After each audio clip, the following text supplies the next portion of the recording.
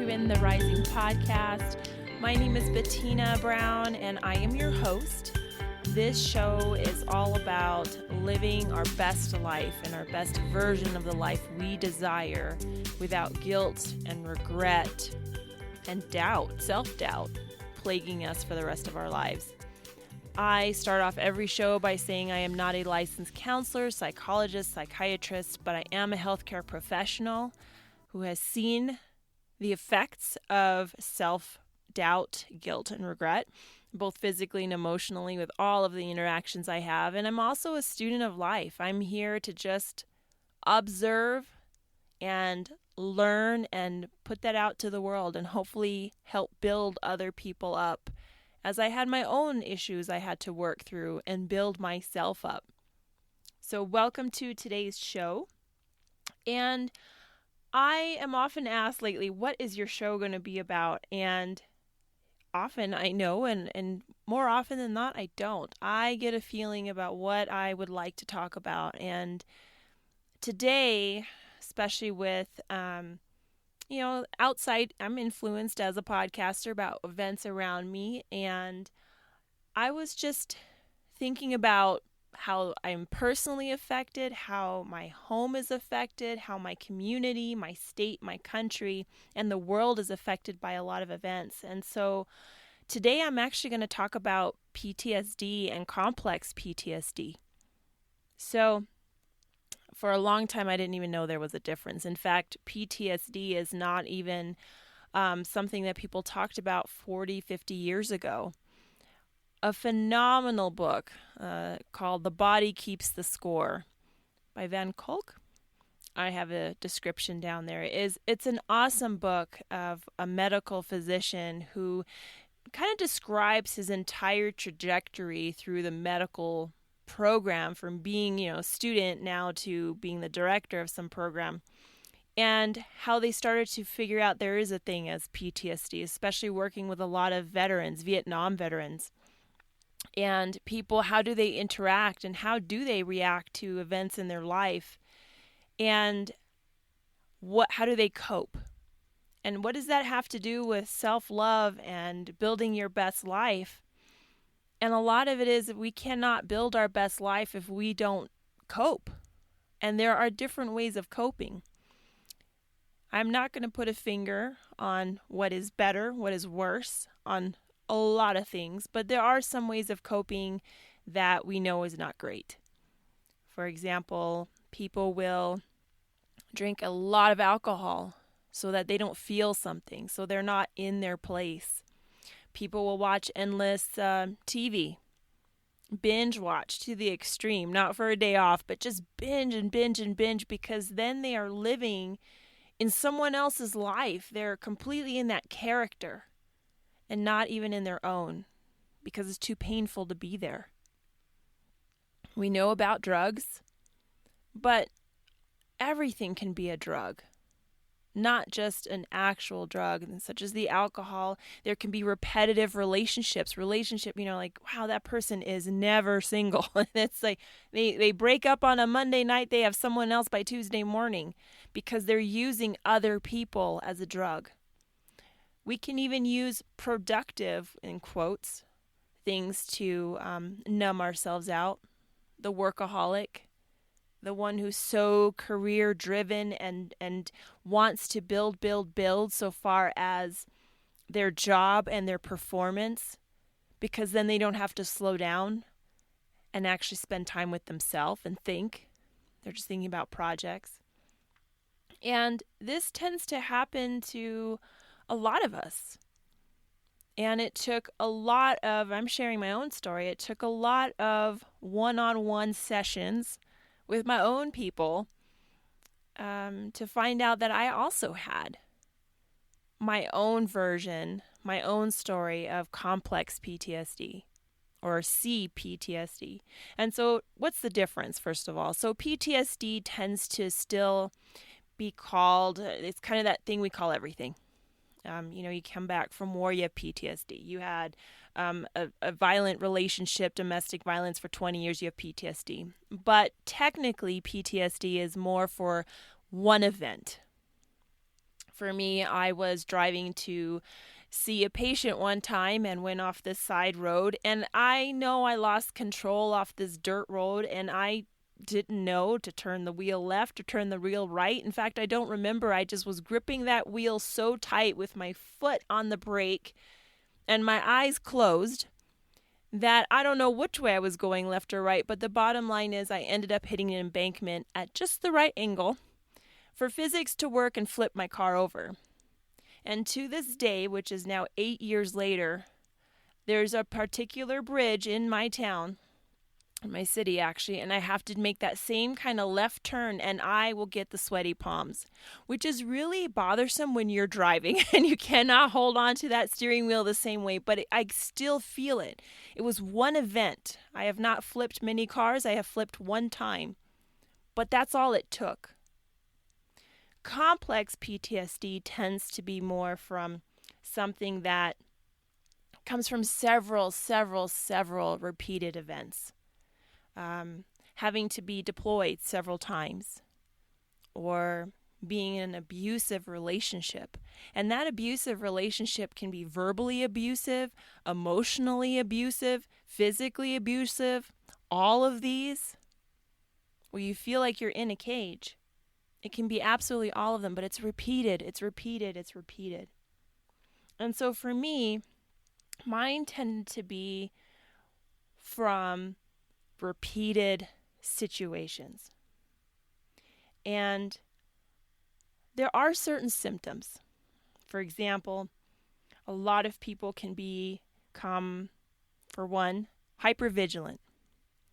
You know, that person who's always scanning their environment. And yes, we need to keep our head on a swivel and pay attention to the world. But when you're always looking for the next thing, for the next person to come out to get you, whether it's physically or just emotionally, you're just ready. Like, I know they're going to say something to hurt me. I know they're going to try to steal my money. I know they're going to do that. You're just waiting. You're just waiting for this to happen. It's because you're hypervigilant. The other one, number 2, is that you believe that everything's a dangerous place. The world, everyone's bad. You know, people are bad. Nothing is good. The world is horrible. Nothing in the world has anything good to offer. You can never get to a positive with someone in the deep throes of this. It's always bad. And number 3, difficulty sleeping or concentrating. Or I'd even spin it around oversleeping. If you can't focus, it's because you have just so much on your mind and your soul trying to navigate. You can't concentrate because you're trying to survive. And then there are the other ones, reliving your trauma with flashbacks, nightmares, just getting visceral reactions such as nausea or dizziness or just diarrhea discussing a story or events of your life because you are back in that. And when you have those sort of symptoms, one of the main things that you have is a negative self-view. It causes this complex PTSD, this repeated situation tends to get people to view themselves negatively and helpless, guilty and ashamed, and separated from other people. And now I know there are some of us, we like to be, we're loners. There are others of us, we're called hermits. But for the most part, the majority of what makes people is a sense of community. It's a sense of belonging. Even if we belong to the outcast group in school, we belong to the outcast group. It's very hard to be the loner. It's hard to be the loner at work. It's hard to be the loner in the family, or the outcast in the family, the black sheep of the family. When this continuously happens, this feeling of helplessness does not generate in us abilities to even view life well, go after our dreams, feel we are worth the dreams we are dreaming of. And then it gets to a point we don't even dream about dreams. We don't have visions of our future. We're like, I'm here. I'll make it to the next day. And we're so different because you know what? That person over there looks happy. And quite frankly, that person over there might be looking at you going like, well, that person looks happy. They don't know that I don't feel so well, that I don't believe in myself. Here I have, accomplished X, Y, and Z, and I'm supposed to be this poster child of success, but I still don't feel good about myself. And that's the entire premise of this podcast, because I was that person. Even though I had full on letter after letter, 16 of them, y'all, 16 letters after my name. And I didn't believe I was knowledgeable in anything. I was blessed with a beautiful home, but I didn't feel I was worth it. I'm like, yeah, I don't know how come I got that. I was blessed with a child that I was so grateful to have. Lost early on and got back. There was medical issues with his entire pregnancy and birth, and I still felt like I was not the mom that he deserved. I'll never be the mom he deserves. I'm sorry you were born to me.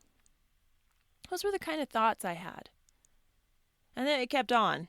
I'm just giving those as some examples. And what starts to change things when you have that as a negative self-view? Because when you have that, then you also have the other thing that makes us people is this relationship issues. Difficulties trusting, interacting. We develop unhealthy relationships, one right after the other, mimicking the ones that were bad in the first place. Kind of this self-fulfilling prophecy. So how can we, in those sort of moments, get out of that? Well, everyone, and I will say everyone, I have read so many books, and I'll have some in the description. Everyone has a different view.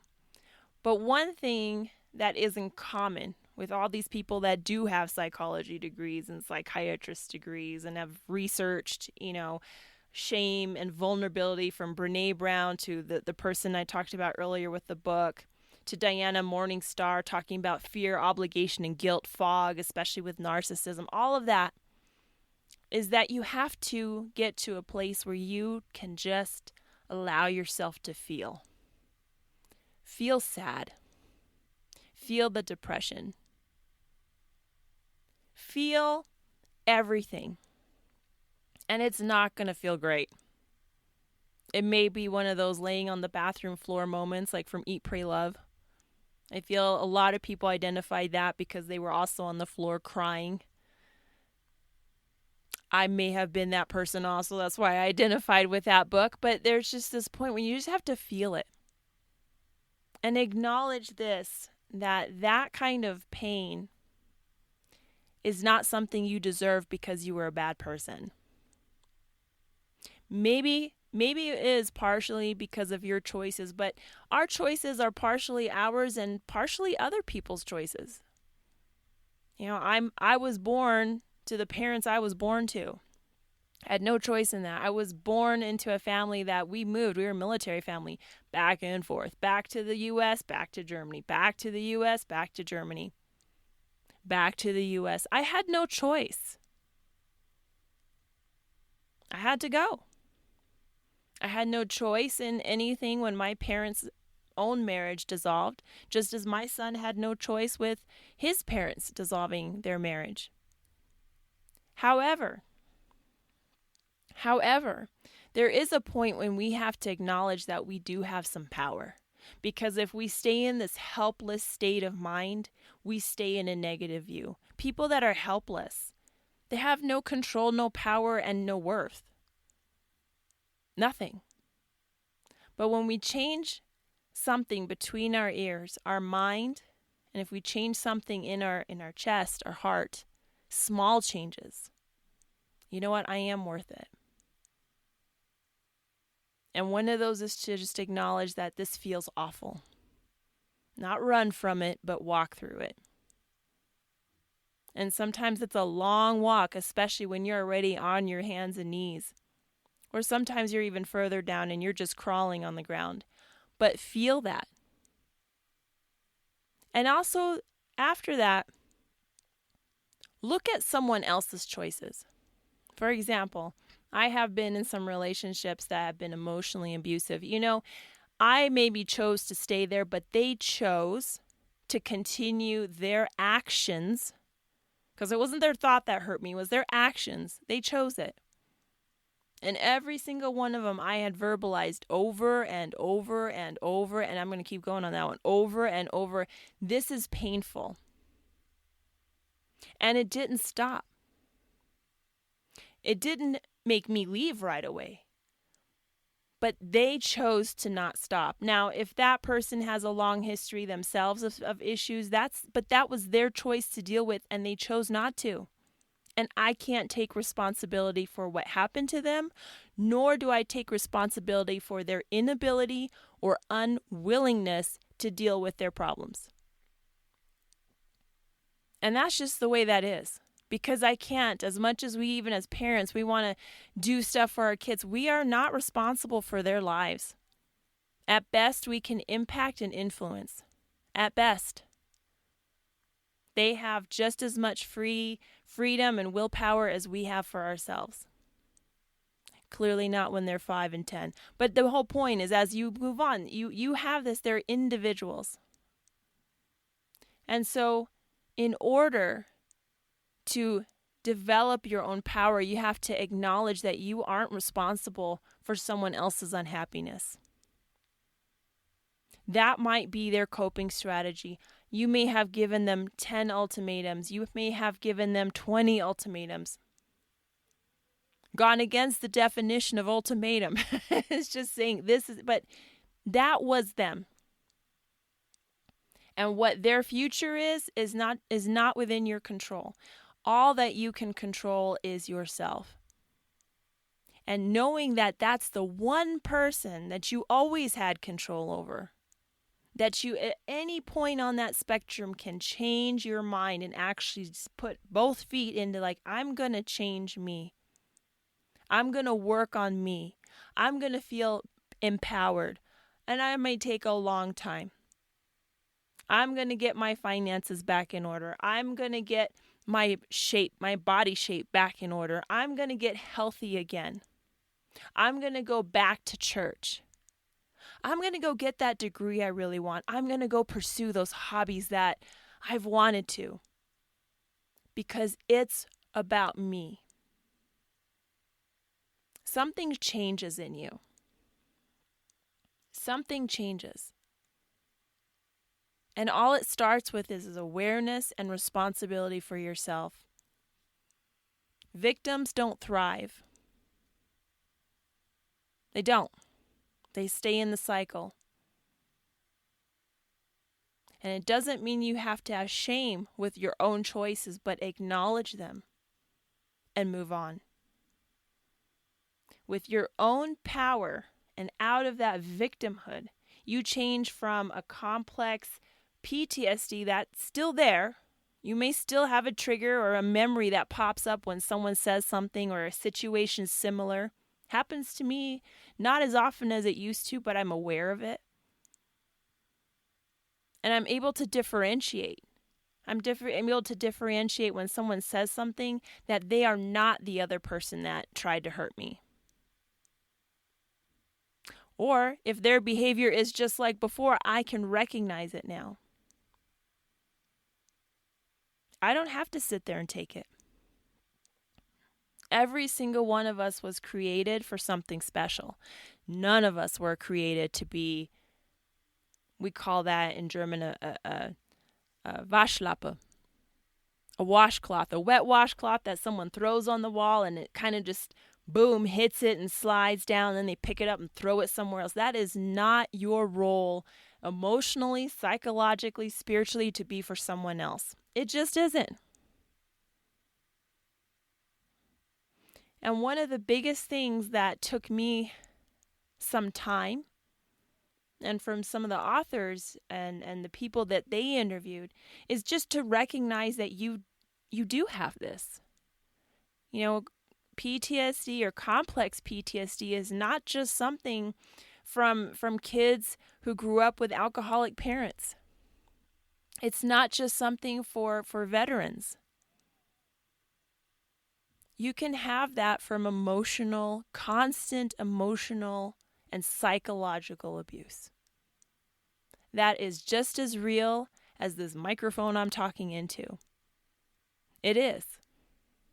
And there's so much of that going on that we don't have that. You don't go to the hospital because you were verbally abused.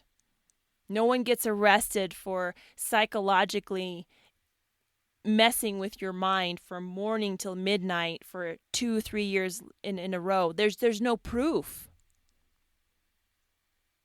But you don't have to have it to recognize what you've gone through. And honor your experience.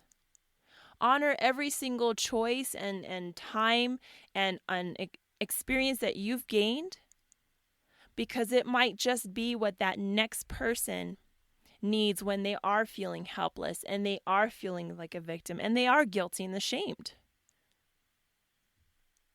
And they're really worried about having a label. Everyone's worried about having a label. I don't have PTSD. It's not that bad. Not that bad is also something that can keep people feeling that they're not able to get help. Well, it's not that bad. Well, what's bad? If it's bad and you feel helpless and lonely and believe the world's a dangerous place, you're not able to engage in positive, work relationships, casual relationships with friends, or even romantic relationships, it's that bad. No one else can define your pain for you. So I'm really big about living your minutes for the greater good and for your own good. And one of those ways is just to acknowledge your past. I love talking about the future. I love daydreaming and having visions and strategies. I love all that. Looking at the life wheel, as some talk about it. My career, what's it going to be in 5 years? What's my house going to look like? What am I working on with my finances? What kind of physique? But I'll only know where I'm going, and that will only matter more if I stop every once in a while and examine where I've been. And there's no fear or shame in doing that. Because we've all been somewhere. And that been somewhere is usually what connects us to one another, right? I may not have had your experience exactly, but I've had something similar. I've had self-doubt.